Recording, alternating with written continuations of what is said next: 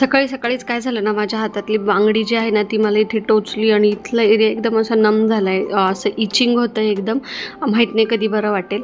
Good morning सगळ्यांना. आजचा blog मी पहाटे सुरुवात करते आहे कारण आज आहे दसरा आणि दसऱ्याचं मला दुर्गा सप्तशतीचं पठण करायचं होतं. दिवसभर काही राघवमुळे पॉसिबल होत नाही म्हणून म्हटलं पहाटे लवकर उठून वाचावं.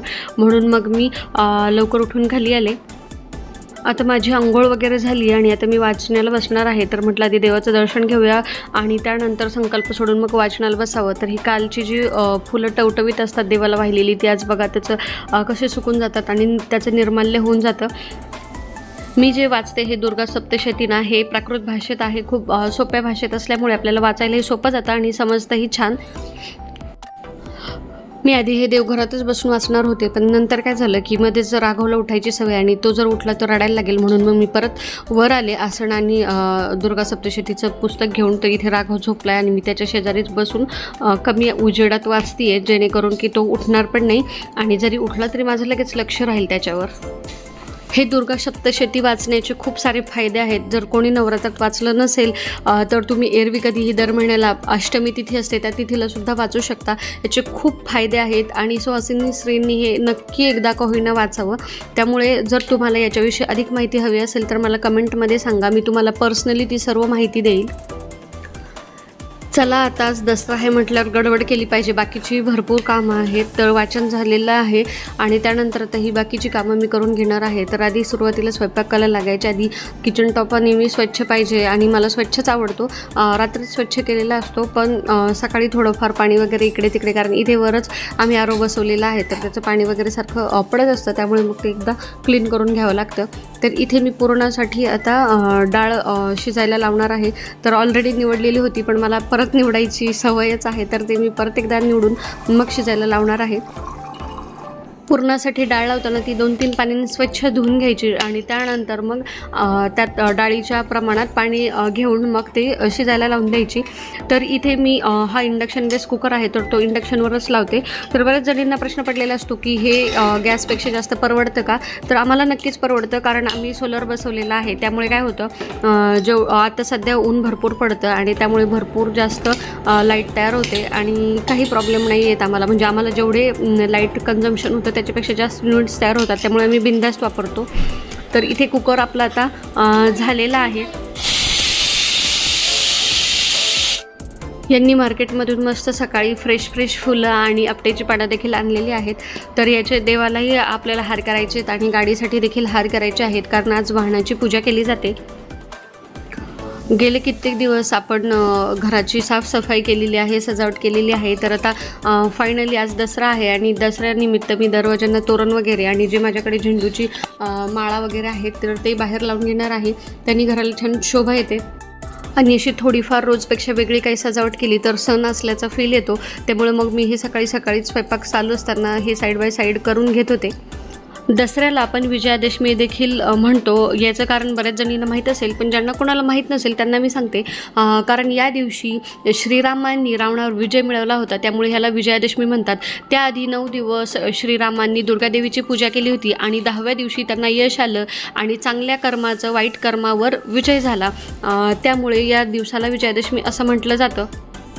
आजकाल कुठलंही काम करताना जरा वेळ जास्त लागतो कारण काय होतं मध्ये राघवची लुडबुड सुरू असते आणि त्यामुळे कामं हातातली सोडून त्याला आधी घ्यावं लागतं. तर इथं झालेलं आहे आमचं बऱ्यापैकी. आपली सगळी वाहनं देखील आता स्वच्छ झालेली आहेत तर यांची पूजा करायची आहे. त्यासोबतच सरस्वती मातेची त्यानंतर पुस्तकं आपल्या डायरी याची सगळ्याची पूजा आपल्याला करायची आहे. आपल्याकडे सरस्वती पूजन वर्षातून 2 वेळा केलं जातं. एक तर वसंत पंचमीला आणि त्यानंतर आज विजयादशमीला. तर या दिवशी आपल्या दैनंदिन जीवनात जे शास्त्र उपयोगात येते त्या दोन्हीची पूजा केली जाते आणि सरस्वती मातेचा आशीर्वाद आपल्या मुलांवर आणि आपल्यावर नेहमी राहावा म्हणून ही पूजा प्रत्येकाने केलीच पाहिजे. अशा प्रकारे मी ह्याचं सरस्वती मातेचं पूजन देखील करून घेतलेलं आहे. यानंतर आता परत आपला मोर्चा किचनकडे वळवायचा आहे. मस्त मऊ आणि लुसलुशीत पुरण तयार झालेलं आहे. एकदा गरम झालेलं तेल पुन्हा गरम करू नये यासाठी घेतानाच आधी थोडंसं तेल घेतलेलं आहे आणि राहिलेल्या तेलात मग भाजी किंवा आमटीला फोडणी देणार आहे. त्यामुळे आपल्याला तळलेलं तेल परत गरम करून खायची गरज नाही. मस्त खमंग खुसखुशीत आणि कमी तेल पिणारी भजी करण्यासाठी असं भज्याचं पीठ आधी अर्धा ते 1 तास भिजवून ठेवायचं. त्यामुळे त्यांना तेलही जास्त लागत नाही आणि ती होतातही सुंदर. तुम्ही एकदा नक्की ट्राय करा. आज नवरात्रातील शेवटचा दिवस म्हणजे दसऱ्याचा दिवस आणि आज पूजा आरती झाल्यानंतर मग तळी आरती उचलून घट हलवणार आहोत. तर जसे गणपतीचे 10 दिवस खूप भरकन गेले तसंच हेही 9 दिवस कधी गेले समजलंच नाही आणि बघता बघता दसरासुद्धा आला.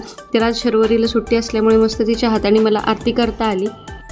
आपलं पुरण ऑलरेडी तयार होतं तर त्याचे पोळेही झालं, त्यानंतर आमटी झाली, बटाट्याची भाजी झाली आणि बाकीचं वरण भात वगैरे असं स्वयंपाक पूर्ण झाला. पण मी शूटिंग काही घेतलं नाही, जेवढं घेतलं तेवढं शेअर केलं. कॅट कुठे? कॅट मॅव कुठे? दाखव मॅव कुठे? मॅव मॅव दाखव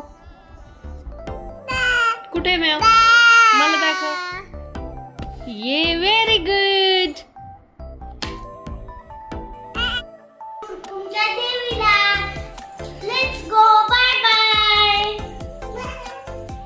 राघव बाय कर, बाय कर राघव.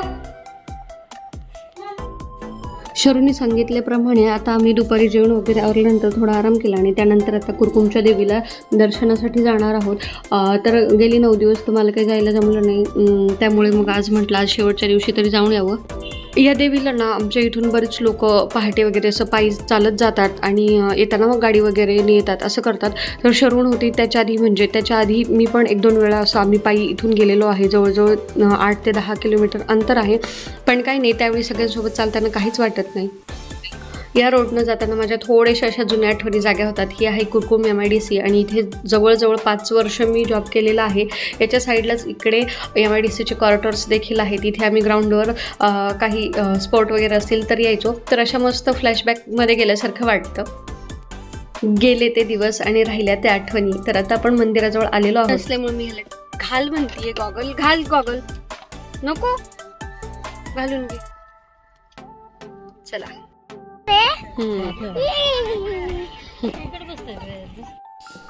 आपण आता मंदिराच्या आवारातच आहोत. तर हे बाजूला पण एक महादेवाच्या पिंडीच्या आकाराचं मंदिर आहे. खूप छान वाटतं ते पाहायला.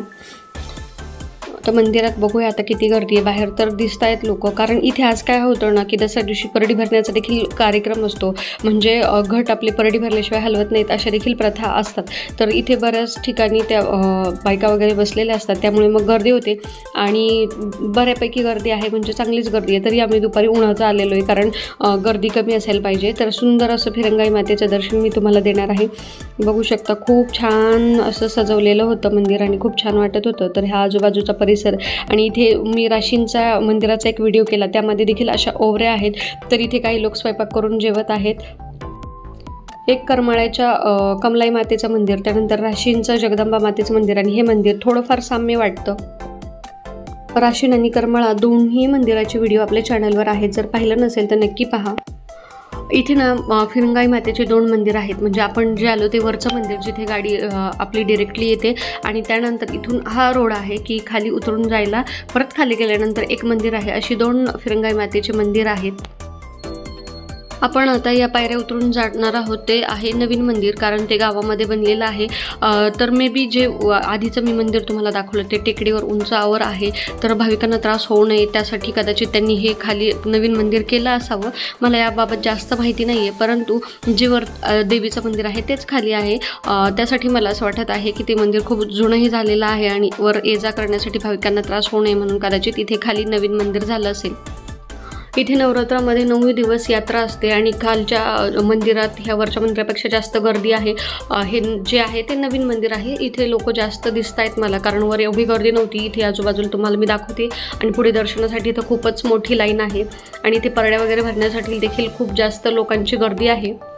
एका ठिकाणी या मंदिराविषयी मी माहिती वाचली होती की फार पूर्वी प्राचीन काळात एक भक्त अंगरीष ऋषींकडे मोक्षाचा मार्ग विचारण्यासाठी आला असता. तिथे त्यांनी ऋषींना ध्यानस्थ पाहिलं आणि खूप वेळ झाला तरी त्यांची ध्यानधारणा थांबली नाही. हे पाहून मग त्यांनी घंटानाद केला आणि त्या घंटानादाने त्यांची तपश्चर्या भंग झाली आणि त्यावर ऋषी क्रोधित होऊन त्यांना एक तू दगड होशील असा शाप दिला.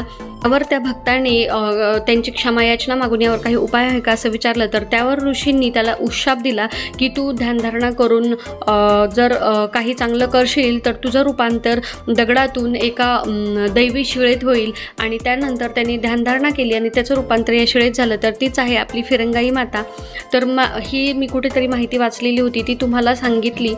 आजच्या 3:30 मुहूर्तापैकी एक असलेल्या दसऱ्याच्या मुहूर्तावर मी तुम्हाला दोन्ही मंदिराचं दर्शन करून दिलेलं आहे. तर व्हिडिओ जर आवडला असेल तर मला कमेंट करून नक्की सांगा आणि तुमच्या काही सजेशन्स असतील ते देखील तुम्ही मला कमेंट करून सांगू शकता.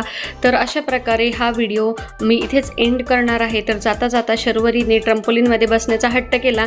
मग तिथे तिला एवढं ऊन असल्यामुळे मी थोडा वेळ खेळू दिला आणि त्यानंतर मग आम्ही घरी जायला निघालो. एवढं ऊन होतं तरी शरूला अजून खेळायचं होतं, पण तिच्या बाबांनी ऊन लागून अजून आजारी पडशील त्यामुळे मग खाली ओढून घेतलं आणि मग आम्ही निघालो. तर जाता जाता एक सत्यनारायण महाराजांचा फोटो आम्ही घेतला. अशा प्रकारे हा ब्लॉग इथे संपवते. जर आवडला असेल तर नक्की लाईक करा. Bye bye.